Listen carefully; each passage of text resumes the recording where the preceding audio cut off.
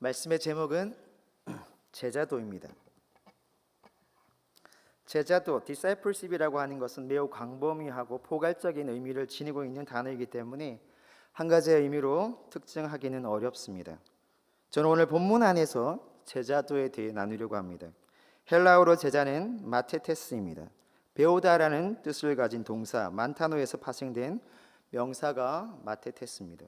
그래서 이 마테테스는 배우는 사람 정도로 해석될 수가 있을 것 같습니다. 제자가 배우는 사람이라는 것은 사전적인 의미로 예수님의 제자를 정의하기에는 아직 많이 부족함을 느낍니다. 다행스러운 것은 사복음서에서 예수님과 제자의 대화와 또 관련된 많은 사건들이 기록되어 있다는 것입니다. 우리는 사복음서를 주도 면밀하게 살펴보면서 성경적인 제자와 제자도를 배울 수 있어야 합니다. 왜냐하면 제자도는 나와 상관없는 단어가 아니라 오히려 우리의 신앙의 필수 요소이기 때문입니다. 그럼 한 가지 질문으로 시작해 보겠습니다. 그냥 마음속으로 대답해 보시고 또 말씀 말미에 다시 한 번 더 이 질문을 던져 보겠습니다. 여러분은 제자입니까? 여러분은 예수님의 제자입니까? 오늘 우리가 읽은 본문에서 제자라는 단어가 3번 반복하여 등장합니다. 설교의 제목처럼 이 본문의 키워드는 제자입니다. 예수님이 제자에 대한 가르침을 주실 때 그 대상이 누구였는지 오늘 본문을 읽으면서 발견하셨습니까? 25절 말씀을 다시 한번 보시겠습니다. 수많은 무리가 함께 갈새 예수께서 돌이키사 이르시되. 예수님은 제자도를 당신을 따르는 수많은 무리를 향하여 말씀하셨습니다. 사복음서와 사도행전을 전체적으로 검토해 봤을 때 최소한 오늘 본문에서 우리가 발견할 수 있는 것은 제자란 특정한 소수의 사람들에게 제한적으로 사용되는 단어가 아니라는 것입니다. 그렇다면 제자는 누구를 가리키는 말입니까? 26절을 보겠습니다. 물은 내게 오는 자가 자기 부모와 처자와 형제와 자매와 더욱이 자기 목숨까지 미워하지 아니하면 능히 내 제자가 되지 못하고. 이 말을 좀 더 쉽게 바꿔서 표현해 보자면 자기 부모와 처자와 형제와 자매와 더욱이 자기 목숨까지 미워해야 예수님의 제자가 될 수 있다는 뜻입니다. 누가 제자입니까? 첫째, 제자는 미워하는 사람입니다. 부모와 처자와 형제와 자매와 자기 목숨의 공통점이 무엇입니까? 이 세상에서 우리가 가장 소중하게 여기는 것들입니다. 돈으로 살 수도 없고 단 하나밖에 없는 소중한 것들입니다. 예수님의 제자는 내가 이 세상에서 가장 소중하게 여기는 것들을 미워하는 사람입니다. 그럼 어떻게 내가 사랑하는 대상을 미워할 수 있습니까? 부모님을 향해서 나는 아버지, 어머니, 당신들을 미워합니다. 남편과 아내를 향해서 나는 당신을 미워합니다. 딸아, 아들아, 나는 진심으로 너를 미워한다. 이렇게 고백하면 예수님의 제자가 될 수 있다는 뜻입니까? 출애굽기 20장 5절은 우리에게 이 말씀의 의미에 대해서 힌트를 주고 있습니다. 그것들에게 절하지 말며 그것들을 섬기지 말라. 나 내 하나님 여호와는 질투하는 하나님인즉 나를 미워하는 죄를 갚되 아버지로부터 아들에게로 3, 4대까지 이르게 하거니와. 이 구절에서 하나님은 우상을 섬기는 것이 나 하나님을 미워하는 죄라고 말씀하고 있습니다. 미워한다는 말에는 다른 대상을 더 사랑한다는 의미가 포함되어 있습니다. 그러므로 예수님이 제자의 조건으로 부모와 처자와 형제와 자매와 자기 목숨을 미워하라고 말씀하신 속뜻은 나를 더 사랑할 수 있느냐라는 질문이 포함되어 있는 것입니다. 제자란 내가 가장 사랑하는 대상 그 어떤 것들보다 더 예수님을 사랑하는 사람입니다. 예수님이 베드로를 부르셨을 때에 베드로는 배와 그물 그리고 가족을 뒤로 하고 곧바로 예수님을 따르기 시작했습니다. 베드로는 무엇 때문에 이런 결정을 했을까요? 베드로는 배와 그물과 가족보다도 예수님을 더 사랑하여 주님을 따르기로 결정했기 때문입니다. 갑자기 그 순간에 아버지와 어머니와 가족들이, 형제들이 미워졌기 때문에 예수님을 따른 것이 아니라 그물과 가족과 자기가 지금까지 사랑했던 그 무엇보다도 더 예수님을 사랑하게 되었기 때문에 주의 부르심에 순종하며 따르기 시작했다는 것입니다. 또 누가 제자가 될 수 있습니까? 27절입니다. 누구든지 자기 십자가를 지고 나를 따르지 않는 자도 능히 내 제자가 되지 못하리라. 이 말씀도 뒤집어 보면은 자기의 십자가를 지고 예수님을 따르는 자는 예수님의 제자가 될 수 있다는 뜻입니다. 두 번째로 예수님의 제자는 자기 십자가를 지고 예수님을 따르는 사람입니다. 자기 십자가에 대해서는 일반적으로 자신이 져야 할 고난의 무게라고 해석하는 경향이 많은 것 같은데, 이 구절에서 우리가 먼저 집중해야 될 부분은 예수님을 따르는 것입니다. 제자란 예수님을 따르는 사람입니다. 내 생각과 내 뜻이 아니라 예수님의 뜻대로 살기로 작정한 사람, 예수님의 뜻대로 살기 위해 매일 몸부림치는 사람, 그가 바로 예수님의 제자입니다. 우리가 자신의 생각을 주님의 뜻 뒤로 감추기 위해서는 무엇이 전제가 되어 있어야 합니까? 예수님을 온전히 따르기 위해서는 무엇이 전제되어야 되겠습니까? 그것은 바로 자기 부정입니다. 예수님 앞에서 나를 내려놓지 못한다면 결코 예수님이 이끄는 길로 따라갈 수 없을 것입니다. 그러므로 자기 십자가를 진다는 것은 예수님 앞에서 자신을 부정하는 것입니다. 예수님 앞에서 기꺼이 나의 자존심과 나의 계획을 내려놓는 것입니다. 자신을 부인하고 예수님을 따르는 사람이면 누구든지 예수님의 제자로 불리기에 충분한 자격이 있는 사람입니다.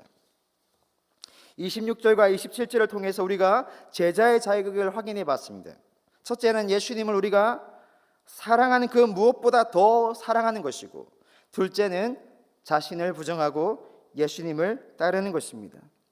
참 어렵고 무거운 조건처럼 들립니다. 하지만 예수님은 주님을 믿고 따르는 것이 많은 희생을 감내해야 한다는 사실을 숨기지 않았습니다.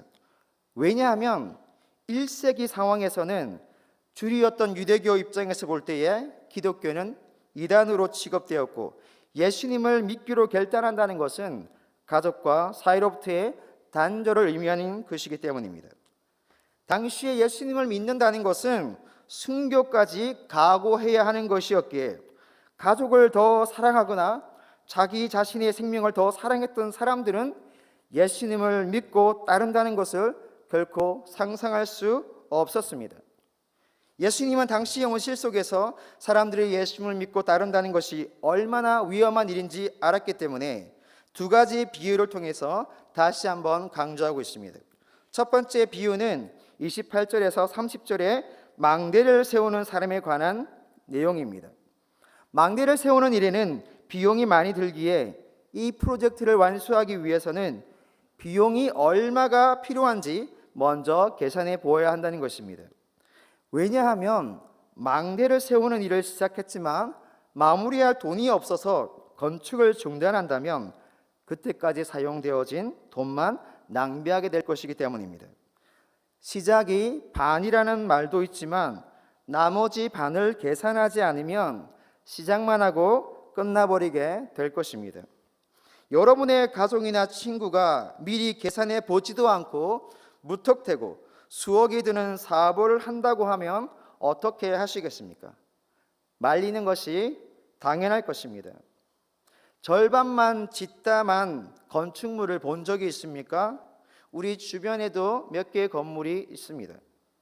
물질의 낭비뿐만 아니라 보기에도 흉하여 주변 환경을 오히려 부정적으로 만듭니다. 성공적인 제자의 삶을 살기 위해서는 우선 심사숙고해야 합니다. 제자도는 자동적으로 이루어지는 것이 아닙니다. 주님을 믿고 따르는 길에는 지불해야 할 비용이 있는데 그 비용을 적절하게 계산하지 못한 사람은 필시 도중에 포기하고 말 것입니다. 두 번째 비유는 31절과 32절에 전쟁을 준비하면서 자신의 군사력을 계산하는 왕에 대한 내용입니다. 1만 명의 군사를 가진 어떤 임금이 2만 명을 거느리고 오는 다른 임금과의 전쟁을 생각할 때 무작정 싸우기 위해 출정하는 것이 아니라 먼저 앉아서 진지하게 자신의 1만 명의 군사들로 상대편의 2만 명의 군사를 이길 수 있을 것인지 계산해야 한다는 것입니다. 그렇지 않다면 전쟁에서 패할 뿐만 아니라 소중한 군사들의 목숨을 잃게 될 것입니다. 그러므로 만약 이길 수 없다고 판단된다면 상대 임금이 아직 멀리 있을 때 사신을 보내 화친을 청해야 한다는 것입니다. 물론 죽기를 각오하고 결사항전을 해야 할 경우도 있겠지만 화친의 기회가 남아있다면 이길 수 없는 전쟁을 치르는 것은 지혜롭지 못한 결정이 될 것입니다. 전쟁을 하기 전에 먼저 자신의 군사력을 계산하는 왕처럼 예수님을 따르는 제자가 된다는 것이 무엇인지 계산해 봐야 한다는 사실입니다. 만일 그렇게 하지 않는다면 예수님을 따르다가 큰 좌절과 실패를 맛보게 될 것입니다. 이 두 비유를 통해서 예수님은 한 가지를 강조하고 있습니다. 먼저 앉아서 계산하라입니다. 앉아서라는 말은 심사숙고하라는 것입니다. 우리가 무언가를 급히 할 때는 서서 하죠. 하지만 자리에 앉는다라는 것은 시간을 가지고 무언가를 하겠다는 의지의 표현입니다. 오늘 주님은 계산할 때 대충 하지 말고 앉아서 심사숙고하여 내 계산이 맞는지 틀린지 검사해 가면서 생각해 보라는 것입니다. 33절에서 지금까지 예수님의 말씀을 다시 요약하여 강조하고 있습니다. 이와 같이 너희 중에 누구든지 자기의 모든 소유를 버리지 아니하면 능히 내 제자가 되지 못하리라. 이와 같이 앞에 두 비유와 같이 먼저 앉아서 찬찬히 계산해 보라는 의미입니다. 무엇을 계산해 보라는 뜻입니까? 예수님은 계산해 봐야 할 내용을 가르쳐 주십니다. 너희가 내 제자가 되려고 한다면 너의 모든 소유를 버려야 한다. 이것을 계산해 보라는 것입니다. 그러므로 너희는 먼저 앉아서 찬찬히 너희의 모든 소유를 나의 제자가 되기 위해 버릴 각오가 되어 있는지 찬찬히 심사숙고하며 계산해 보아라고 도전하고 있는 것입니다. 소유를 단순히 물질적 개념으로 생각하지 마시기 바랍니다. 모든 소유라는 말은 우리 삶의 모든 영역을 의미합니다. 주님이 우리 삶의 모든 영역을 주장하시도록 내어줄 수 있는 준비가 되어 있는지 앉아서 심사숙고하여 계산해 보라는 것입니다. 누가 제자가 될 수 있습니까? 세 번째는 자기의 모든 소유를 버릴 수 있는 사람입니다.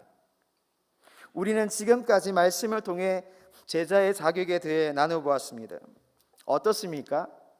여러분은 제자입니까? 제자의 삶을 사모하게 되었습니까? 아니면 너무 높은 기준이라서 시도해 보기도 전에 포기하고 싶은 마음이 들었습니까? 캠퍼스 크루세이드 포 크라이스트라고 CCC라는 선교단체에서 사용하는 대중적인 전도 소책자 사형리에는 예수님을 영접한다는 뜻을 이렇게 정의하고 있습니다. 그리스도를 영접한다는 뜻은 나 중심에서 하나님 중심으로 바꾸는 것이며 내 안에 들어오셔서 내 죄를 용서하시고 그분이 원하시는 사람이 되도록 그리스도께 나를 맡기는 것입니다. 사실 오늘 우리가 본 제자의 자격은 우리가 예수님을 나의 구주, 나의 하나님으로 진심으로 믿고 영접할 때 이미 얻은 것입니다. 저는 지금까지 제자라는 이름으로 평범한 성도들을 꾸짖고 책망하는 설교를 많이 들었습니다. 제자도라는 말을 들을 때마다 저는 너무 부끄럽고 초라해짐을 느꼈으며 스스로 정죄에 빠지곤 했습니다. 그럴 때마다 나는 더 이상 목회자로 살면 안 되겠다는 자괴감에 빠진 적도 있습니다. 예수님이 직접 선택하여 가르치고 훈련시킨 12제자를 한번 생각해 보십시다. 예수님이 십자가를 지실 때 그들은 어떻게 반응했습니까? 조선의 역사에는 단종을 위해 기꺼이 목숨을 버린 사육신이 있었습니다. 인류의 역사에는 자신이 따르는 왕과 지도자를 위해 목숨을 던진 수많은 사람들의 기록이 있습니다. 그런데 예수님의 제자들 중 한 명은 은 30에 예수님을 팔고 나중에는 자살했으며, 또 다른 한 명은 심지어 예수님의 면전에서 3번이나 저주하며 부인했습니다. 그 외에 다른 제자들은 다 도망가 버렸습니다. 제자란 자격을 갖추면 주어지는 이름입니까? 예수님의 12제자를 볼 때에는 이 말이 적용되지 않습니다. 12제자를 한번 보십시오. 예수님의 공생의 기간 동안 그들의 모습 속에는 참 제자의 모습이 있었습니까? 하지만 우리는 그들을 제자라고 불렀습니다. 우리는 고기 잡던 어부 자신의 다짐을 소뚜껑 뒤집듯이 쉽게 뒤집어버리는 성질급한 베드로를 왜 무슨 근거로 예수님의 제자라고 불렀습니까? 왜 우리는 무슨 근거로 베드로를 예수님의 수제자라고 불렀습니까? 베드로가 믿음이 탁월했기 때문입니까? 베드로가 기도를 열심히 했기 때문입니까? 베드로가 정말 하나님의 마음에 합한 사람이었기 때문입니까? 베드로가 하는 모든 일들이 예수님을 기쁘게 하는 일들이었기 때문에 우리가 베드로를 제자라고 부릅니까? 우리가 베드로를 수제자라고 부릅니까? 왜 우리는 베드로를 제자라고 부르고 있는 것입니까? 그 이유는 예수님이 베드로를 제자로 부르셨기 때문입니다. 예수님이 베드로를 불렀기에 우리가 베드로를 제자라고 부르는 것입니다. 제자란 부름이며 사명인 것입니다. 우리는 예수님의 제자입니까? 네, 맞습니다. 나는 예수님의 제자입니까? 네, 맞습니다. 여러분은 예수님의 제자입니까? 네, 맞습니다. 그렇다면 우리는 언제 제자가 되는 것입니까? 예수님이 우리를 구원으로 부르실 때 우리는 이미 예수님의 제자가 되는 것입니다. 예수님을 나의 구주, 나의 하나님으로 영접하는 그때 우리는 예수님의 제자가 되는 것입니다. 예수님만이 유일한 구원자라는 신앙 고백 없이 어떻게 예수님을 나의 구주, 나의 하나님으로 영접할 수가 있겠습니까? 자신의 죄를 인정하며 자신의 의를 부인하지 않고 어떻게 예수님을 믿을 수가 있습니까? 그럴 수 없는 것입니다. 예수님을 믿기로 결정한 그 순간에 우리는 주님만을 위해 사는 것이 인생의 참 목적임을 알았습니다. 그러므로 오늘 본문에서 예수님은 제자도를 말씀하고 있지만 더 본질적인 질문을 하고 있는 것입니다. 오늘 본문에서 예수님은 수많은 무리를 향해 돌이키시며 묻고 있는 것은 저는 이것이라고 생각합니다. 너는 나를 믿느냐?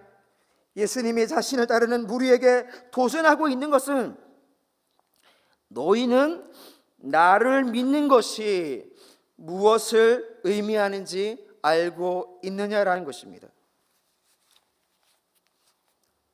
어떤 설교자들은 제자도를 구원을 얻게 하는 믿음과 별개의 개념으로 설명하지만 예수님은 이런 구별을 거부하십니다. 제자도와 믿음이 개념적으로는 구분될 수 있을지 모르지만 결코 분리될 수가 없습니다. 왜냐하면 우리는 믿음의 행위를 통해 예수님을 신뢰하며 그런 믿음 안에서 주님을 따라가는 동행의 삶을 살기 때문입니다. 우리가 예수님을 진심으로 나의 구주, 나의 하나님으로 고백하고 믿고 영접했다면 이미 우리는 예수님의 제자입니다. 그래서 오늘 저는 여러분에게 이것을 질문하고 싶습니다. 여러분이 지금 믿고 기도하고 예배하는 예수님이 여러분이 처음 예수님을 만나 회개하며 고백했던 나의 구주, 나의 하나님이신 바로 그 예수님이신가? 라고 하는 질문입니다. 요한계시록에 보면 에베소 교회를 향하여 책망하시는데 에베소 교회가 무엇 때문에 책망을 받았습니까?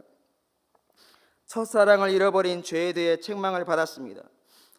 첫사랑은 주님을 처음 만났던 그때를 생생하게 기억하는 것입니다. 우리가 예수님을 영접할 때 예수님이 돈을 주셔서 영접하셨습니까?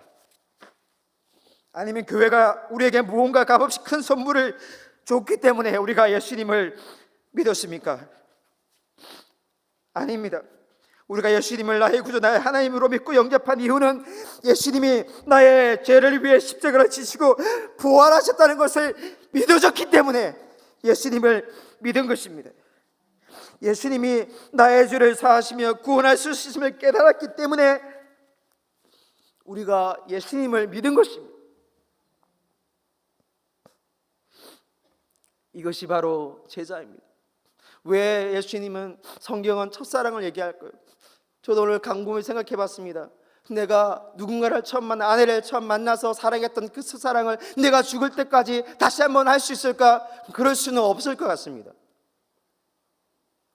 우리는 첫사랑의 그 순수함과 그 온전함을 다시 회복할 수 없습니다. 그렇기 때문에 우리가 사랑할 때 그 사랑의 기준은 처음 사랑인 것입니다. 우리가 예수님을 사랑할 때 우리의 사랑의 기준이 주님을 처음 만났을 때의 그 사랑인 것입니다. 그래서 주님은 처음 사랑을 회복하라고 말씀하고 있는 것입니다. 우리가 제자의 삶을 생각할 때, 주님을 믿고 따르는 삶을 생각할 때 우리가 다시 한 번 더 기억할 때 것은 내가 주님을 처음 만났을 때에 주님을 얼마나 뜨겁게 사랑했는가. 내가 주님만 생각해도 감사했고 내가 구원받은 사실 때문에 주님 예배하러 오는 것이 얼마나 즐거웠습니까? 이것이 바로 제자입니다. 우리는 주님을 처음 만났을 때에 제자의 삶을 경험했고 제자의 삶을 살았습니다. 우리는 이미 제자로 부름받았고 제자의 삶을 산 적도 있습니다. 그렇기 때문에 우리가 질문해야 될 것은 내가 믿는 지금 예수님이 내가 처음 만났던 그 예수님인가? 내가 지금 주님께 하고 있는 이 믿음의 고백이 내가 주님을 처음 만났을 때 주님께 했던 그 고백인가? 그것입니다. 말씀을 맺겠습니다.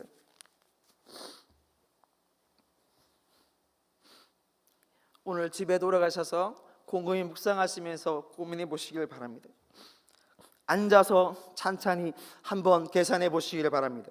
내가 믿는 예수님이 어떤 분이신지, 나는 정말 나의 모든 소유를, 내 삶의 모든 영역을 주님께 맡겨드릴 수 있는지, 혹시 이 질문 앞에 예스라고 대답할 수 없다면 나의 믿음의 문제가 아니라 내가 예수님을 아직 만나지 못했을 수도 있다라고 하는 것입니다. 믿음이 뚫어지는 것보다 더 불행한 것은 예수님을 믿지도 않으면서 예수님을 믿는다고 말하고 하나님을 믿지 않으면서 하나님을 예비하는 사람일 것입니다. 누가 세상에서 가장 복된 사람이겠습니까? 하나님 앞에서 나는 죄인입니다, 나는 주님이 필요합니다 라는 것을 깨닫고 예수님을 진심으로 영접하고 나의 모든 삶의 주권을 맡기는 사람일 것입니다. 오늘 우리가 주님 앞에서 다시 한번 우리의 믿음의 첫사랑을 회복하고, 그러므로 우리가 다시 한번 우리가 이미 시작했던 그 제자의 삶을 살기를 주님의 이름으로 축복합니다. 하나님 아버지 감사합니다. 나를 예수님의 이름으로 구원하시고